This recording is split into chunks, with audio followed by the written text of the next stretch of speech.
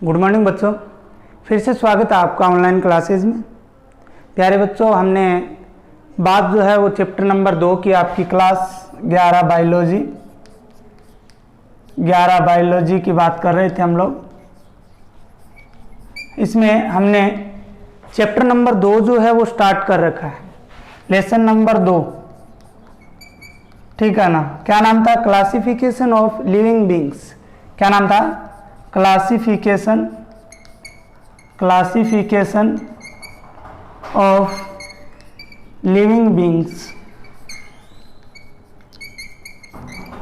हमने इसके अंदर बात जो है विभिन्न किंगडम्स की बात कर रहे थे, जिसमें प्रथम जो आपका था मोनेरा की हम लोग बात कर रहे थे। मोनेरा किंगडम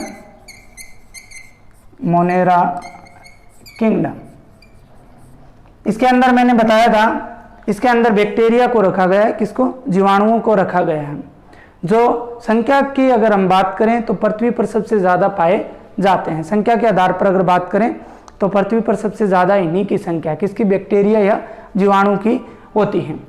तो जीवाणु की बात हम मोनेरा के अंदर कर रहे थे। मैंने आकार के आधार पर आपको बैक्टीरिया में जो आकार के आधार पर मैंने बताया था, ये 4 प्रकार के होते हैं। कितने प्रकार के होते हैं? 4 प्रकार के। एक तो गोलाकार, एक छड़ाकार, तीसरा सर्पिलाकार और चौथा जो है वो कोमाकार। कौन कौन से बताए थे? एक तो आपको बताया था गोलाकार। गोलाकार को क्या बोला जाता है? कॉक्स बोला जाता है। गोलाकार को क्या बोला जाता है? कॉक्स बोला जाता है। और अगर इसके बहुवचन की बात करते हैं तो इसको क्या बोलेंगे? कोकाई बोलेंगे। बहुवचन की अगर बात करें तो इसको क्या बोलेंगे? कोकाई जो है वो बोला जाता है। इसके अलावा दूसरा जो है उसकी जो बात की थी, दूसरा छड़ाकार अर्थात छड़ के जैसा, ठीक है ना, जिसे हमने बेसिलस बोला था। और इसका बहुवचन मैंने क्या बताया था? बेसिलाई। तीसरा जो था 3 नंबर कोमाकार, कोमा के जैसा, हिंदी में जो कोमा लगती है उसके आकार के होते हैं कोमाकार। इनको बोलते हैं विवीरिया। बहुवचन क्या होता है? विवीरियो, ठीक है। इसके अलावा अगर हम बात करें 4 नंबर की, सर्पिलाकार की बात की थी, स्पाइरिला। 4 प्रकार की हमने बात कर ली थी। अब बैक्टीरिया के जनरल कैरेक्टर्स की बात करते हैं, सामान्य लक्षणों की बात जो है वो करते हैं। तो सबसे पहले तो जो बैक्टीरिया होते हैं ये सरल आकृति के होते हैं। संरचना की दृष्टि से ये क्या होते हैं? सरल होते हैं। अगर स्ट्रक्चर के अकॉर्डिंग अगर हम लोग बात करें, संरचना की दृष्टि से अगर बात करते हैं, सरल होते हैं। लेकिन अगर हम बात करते हैं किसकी? इनका व्यवहार अगर बात करें, इनके बिहेवियर की अगर बात करें, व्यवहार की बात करें, तो वो जटिल होता है। बैक्टीरिया का जो व्यवहार है वो क्या होता है? जटिल होता है, जबकि स्ट्रक्चर्स क्या होती है इसकी? सरल होती है। इसके बाद में 2 नंबर बात करें तो ये अपना भोजन जो है वो अकार्बनिक संश्लेषित पदार्थों से करते हैं। अकार्बनिक संश्लेषित पदार्थों से अपना जो है भोजन है वो कर सकते हैं। इसके अलावा 3 नंबर अगर बात करें तो ये परपोषी भी हो सकते हैं और स्वपोषी भी हो सकते हैं। कहने का तात्पर्य ये है कि अगर हम बात करें स्वपोषी की बात करें तो इसका मतलब ये है बैक्टीरिया जो है वो अपना भोजन स्वयं भी बना सकते हैं। स्वयं बनाने का मतलब ये है कि ये प्रकाश संश्लेषी और या रसायन संश्लेषी हो सकते हैं। प्रकाश संश्लेषी व रसायन संश्लेषी हो सकते हैं। ये मैंने आपको कल बताया था क्या होते हैं। इसके बाद अगर हम बात करें तो परपोषी मतलब दूसरों से ग्रहण भी कर सकते हैं। दूसरों जैसे हमारे मानव शरीर के अंदर रहकर भी, हमारे शरीर के ऊपर रहकर भी ये जो है अपना भोजन जो है वो प्राप्त कर सकते हैं। इसके बाद अगर हम बात करें, अगला जो है जनरल कैरेक्टर्स की बात करें तो कुछ जो है वो मर्तोपजीवी जीवाणु होते हैं। मर्तोपजीवी जीवाणु देखो क्या होते हैं, शब्द आता है मर्तोपजीवी जीवाणु। देखो ऐसे जीवाणु जो अपना भोजन जो है वो सड़े गले पदार्थों से प्राप्त करते हैं। ऐसे बैक्टीरिया जो अपना भोजन जो है वो सड़े गले पदार्थों से, जैसे सब्जी है वो सड़ चुकी है उससे प्राप्त करते हों। सड़े गले पदार्थों से भोजन प्राप्त करने वाले बैक्टीरिया को क्या कहा जाता है? मृतोपजीवी जीवाणु जो है वो कहा जाता है। उनकी अलग से बात करते हैं। दो आपके दिया, एक तो होता है, देखिए बच्चों, एक तो होता है आगे बैक्टीरिया, ठीक है, और या इसको बोलते हैं आर्कीबैक्टीरिया, ठीक है, आर्कीबैक्टीरिया। एक तो ये होता है, और एक जो दूसरा हम पढ़ेंगे वो होता है यूबैक्टीरिया, ठीक है। आगे का मतलब होता है जो पूर्ण रूप से कंप्लीट न हो, और यू का मतलब होता है सुस्पष्ट, ठीक है। तो हम सबसे पहले इसी की बात करेंगे, आगे बैक्टीरिया, आर्कीबैक्टीरिया आप बोल सकते हो, आसान जो सीधा सरल सा नाम है, आर्कीबैक्टीरिया की बात करेंगे। तो ये ऐसे जीवाणु होते हैं जो अति प्राचीन हैं। क्या है? अति प्राचीन श्रेणी के जो भी अति प्राचीन जीवाणु जो हैं उनको क्या बोला जाता है? आर्कीबैक्टीरिया कहा जाता है। अगर हम विकास की दृष्टि से बात करें तो ये बहुत प्राचीन है, और आज भी इनके कुछ सामान्य लक्षण जो है वो प्राप्त होते हैं। आज भी जो है क्या प्राप्त होते हैं? इनके सामान्य लक्षण जो है वो प्राप्त, या पृथ्वी पर सबसे पहले उत्पन्न होने वाले ये हैं। पृथ्वी पर क्या है?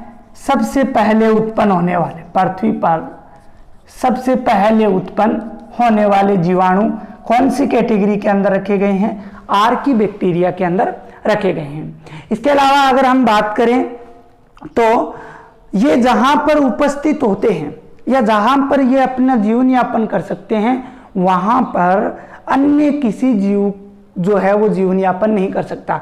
अर्थात जहां पर ये रहते हैं, जहां पर ये रह सकते हैं, वहां अन्य कोई जीव नहीं पनप सकता, अन्य कोई जीव जो है वो नहीं पनप सकता। समझ रहे हो बात? अन्य कोई भी जीव जो है वो वहां पर नहीं रह सकता। इसके अलावा इनके अंदर अगर हम श्वसन की बात करते हैं तो वो अविकल्पी अनोक्सीय श्वसन होता है। क्या होता है? अविकल्पी अनोक्सीय, क्योंकि ये गहराई में भी रह सकते हैं, ज़्यादा ऊंचाई पर भी रह सकते हैं। तो अविकल्पी अनोक्सीय इनके अंदर क्या होता है? श्वसन की क्रिया जो है वो होती है। अगर बात करें तो इनकी कोशिका झिल्ली जो होती है वो जटिल पॉलीसेकेराइड, कोशिका भित्ति जो होती है, कोशिका भित्ति जो है वो जटिल पॉलीसेकेराइड की बनी हुई होती है। किसकी बनी हुई होती है? जटिल पॉलीसेकेराइड की बनी हुई होती है। इसके अलावा अगर हम बात करें तो पॉलीपेप्टाइड भी उपस्थित होता है। क्या उपस्थित होता है? पॉलीपेप्टाइड। इसके बाद बात करते हैं अगले टॉपिक की। तो इनकी जो कोशिका झिल्ली होती है वो उसमें लिपिड के कुछ अणु पाए जाते हैं, या लिपिड्स जो है वो उपस्थित रहती है। लिपिड्स अणु जो है वो उपस्थित, वसा के अणु जो है वो उपस्थित रहते हैं। इसके कारण ये अत्यधिक जो यूबैक्टीरिया है, हम आगे पढ़ेंगे, उन जीवाणुओं से ज्यादा क्या होती है? यूबैक्टीरिया से ज्यादा क्या होती है? प्रतिरोधी होती है। प्रतिरोधक क्षमता जो है इनके अंदर अधिक होती है। प्रतिरोधक क्षमता जो है वो इनके अंदर क्या होती है? अधिक होती है। ठीक है। इसके बाद अगर हम और बात करते हैं तो इनकी जो आर्कीबैक्टीरिया है, इनसे संबंधित कुछ जीवाणुओं की बात कर लेते हैं। उनकी अलग से बात करते हैं। दो आपके दिया, एक तो होता है, देखिए बच्चों, एक तो होता है आगे बैक्टीरिया, ठीक है, और या इसको बोलते हैं आर्कीबैक्टीरिया, ठीक है, आर्कीबैक्टीरिया। एक तो ये होता है, और एक जो दूसरा हम पढ़ेंगे वो होता है यूबैक्टीरिया। ठीक है। आगे का मतलब होता है जो पूर्ण रूप से कंप्लीट न हो, और यू का मतलब होता है सुस्पष्ट। ठीक है। तो हम सबसे पहले इसी की बात करेंगे, आगे बैक्टीरिया, आर्कीबैक्टीरिया आप बोल सकते हो, आसान जो सीधा सरल सा नाम है, आर्कीबैक्टीरिया की बात करेंगे। तो ये ऐसे जीवाणु होते हैं जो अति प्राचीन है, क्या है, अति प्राचीन श्रेणी के जो भी अति प्राचीन जीवाणु जो हैं उनको क्या बोला जाता है, आर्कीबैक्टीरिया कहा जाता है। अगर हम विकास की दृष्टि से बात करें तो ये बहुत प्राचीन है और आज भी इनके कुछ सामान्य लक्षण जो है वो प्राप्त होते हैं। आज भी जो है क्या प्राप्त होते हैं, इनके सामान्य लक्षण जो है वो प्राप्त, या पृथ्वी पर सबसे पहले उत्पन्न होने वाले ये हैं। पृथ्वी पर क्या है, सबसे पहले उत्पन्न होने वाले, पृथ्वी पर सबसे पहले उत्पन्न होने वाले जीवाणु कौन सी कैटेगरी के अंदर रखे गए हैं, आर्कीबैक्टीरिया के अंदर रखे गए हैं। इसके अलावा अगर हम बात करें तो ये जहां पर उपस्थित होते हैं या जहां पर ये अपना जीवन यापन कर सकते हैं वहां पर अन्य किसी जीव जो है वो जीवन यापन नहीं कर सकता। अर्थात जहां पर ये रहते हैं, जहां पर ये रह सकते हैं वहां अन्य कोई जीव नहीं पनप सकता, अन्य कोई जीव जो है वो नहीं पनप सकता। समझ रहे हो बात, अन्य कोई भी जीव जो है वो वहां पर नहीं रह सकता। इसके अलावा इनके अंदर अगर हम श्वसन की बात करते हैं तो वो अविकल्पी अनोक्सीय श्वसन होता है। क्या होता है, अविकल्पी अनोक्सीय, क्योंकि ये गहराई में भी रह सकते हैं, ज़्यादा ऊंचाई पर भी रह सकते हैं, तो अविकल्पी अनोक्सीय इनके अंदर क्या होता है, श्वसन की क्रिया जो है वो होती है। अगर बात करें तो इनकी कोशिका झिल्ली जो होती है वो जटिल पॉलीसेकेराइड, कोशिका भित्ति जो होती है, कोशिका भित्ति जो है वो जटिल पॉलीसेकेराइड की बनी हुई होती है। किसकी बनी हुई होती है, जटिल पॉलीसेकेराइड की बनी हुई होती है। इसके अलावा अगर हम बात करें तो पॉलीपेप्टाइड भी उपस्थित होता है। क्या उपस्थित होता है, पॉलीपेप्टाइड। इसके बाद बात करते हैं अगले टॉपिक की। तो इनकी जो कोशिका झिल्ली होती है वो उसमें लिपिड के कुछ अणु पाए जाते हैं, या लिपिड्स जो है वो उपस्थित रहते हैं। लिपिड्स अणु जो है वो उपस्थित, वसा के अणु जो है वो उपस्थित रहते हैं। इसके कारण ये अत्यधिक जो यू बैक्टीरिया है, हम आगे पढ़ेंगे, उन जीवाणुओं से ज़्यादा क्या होती है, यू बैक्टीरिया से ज़्यादा क्या होती है, प्रतिरोधी होती है। प्रतिरोधक क्षमता जो है इनके अंदर अधिक होती है। प्रतिरोधक क्षमता जो है वो इनके अंदर क्या होती है, अधिक होती है। ठीक है। इसके बाद अगर हम और बात करते हैं तो इनकी जो आर्कीबैक्टीरिया है, इनसे संबंधित कुछ जीवाणुओं की बात के जीवाणु या आर्कीबैक्टीरिया कौन से होते हैं, आर्कीबैक्टीरिया, ठीक है ना। आर्कीबैक्टीरिया की बात करते हैं कौन कौन से होते हैं, तो हम एक नंबर पे जिसकी बात कर रहे हैं वो है मीथेनोजेंस। ठीक है, अर्थात मीथेन उत्पन्न करने वाले।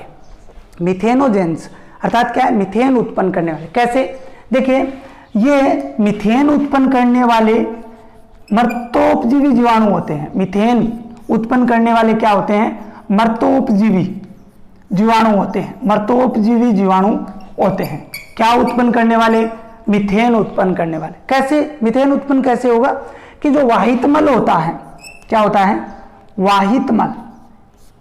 वाहितमल के अंदर CO2 होती है। इस CO2 को ये जीवाणु क्या करते हैं, मीथेन में चेंज कर देते हैं। किस में चेंज कर देते हैं, मीथेन में चेंज कर देते हैं। वाहितमल में उपस्थित CO2 को किस में चेंज कर देते हैं, मीथेन में चेंज कर देते हैं। ऐसे जीवाणुओं को क्या बोला जाता है, मीथेनोजेंस बोला जाता है। फॉर एग्जाम्पल अगर हम लोग बात करें, उदाहरण की अगर बात करें तो देखिए उदाहरण, एक तो गया मीथेनोबैक्टीरिया, मीथेनोबैक्टीरिया, और एक हो गया मीथेनोबैसिलस। तो ये इनके क्या हो गए, उदाहरण हो गए। कौन से, मीथेन उत्पन्न करने वाले जीवाणुओं के। इसके बाद 2 नंबर जो है वो है हेलोफिल्स। कौन सा है, हेलोफिल्स। प्यारे बच्चों, ये ऐसे जीवाणु होते हैं जो अत्यधिक लवणीय जल, अत्यधिक लवणीय जल में रहते हैं। तो अत्यधिक लवणीय जल में रहने वाले जीवाणुओं को क्या कहा जाता है? हेलोफिल्स कहा जाता है। अगर हम उदाहरण की बात करते हैं तो वो है हेलोबैक्टीरियम। उदाहरण इनका क्या लिख सकते हो आप? हेलोबैक्टीरियम, बैक्टीरियम। तो ये हो गया हेलोफिल्स का। 4 नंबर आपके हैं, 3 नंबर आपके हैं थर्मोएसिडोफिल्स। थर्मो का मतलब होता है तापमान। थर्मोएसिडोफिल्स ऐसे जीवाणु जो अत्यधिक तापमान 80 डिग्री, ठीक है ना, 80 डिग्री तापमान में भी रह सकते हैं और अत्यधिक अम्लीयता 80 डिग्री से अधिक तापमान पर भी रह सकते हैं, अत्यधिक अम्लीयता में भी रह सकते हैं, जीवित रह सकते हैं, ठीक है ना। कुछ तो इनमें ऐसे भी होते हैं जो 100 डिग्री से भी ज्यादा सेंटीग्रेड तापमान पर जीवित रह जाते हैं। वो क्या कहलाते हैं? थर्मोएसिडोफिल्स कहलाते हैं। अगर हम बात करें उदाहरण की तो एक तो गया एसिडोथर्मस। एसिडोथर्मस कौन सा हुआ? एसिडोथर्मस। और अगर दूसरे उदाहरण की अगर हम बात करें तो वो हो गया सल्फोलोबस। कौन सा? सल्फोलोबस। तो ये था बच्चों, ये थे आर्कीबैक्टीरिया। क्या थे? आर्कीबैक्टीरिया। इसके बाद में हम बात करेंगे यू बैक्टीरिया की। आर्कीबैक्टीरिया की हमने सामान्य लक्षणों की बात की। परिभाषा, जो सर्वप्रथम पृथ्वी पर आए, सर्वप्रथम पृथ्वी पर उत्पन्न हुए, अर्थात अति प्राचीन जीवाणुओं को क्या कहा? आर्कीबैक्टीरिया। आर्कीबैक्टीरिया के सामान्य लक्षणों की बात की। आर्कीबैक्टीरिया के 3 जीवाणु मिथेनोजेंस, हेलोफिल्स एंड थर्मोएसिडोफिल्स की बात की। इनके उदाहरणों की बात की, किस प्रकार से इनका व्यवहार होता है उसकी बात हमने की। कल वाले वीडियो के अंदर हम पढ़ेंगे यू बैक्टीरिया, ठीक है ना। यू बैक्टीरिया आज के जो जीवाणु हैं उनकी हम लोग बात करेंगे।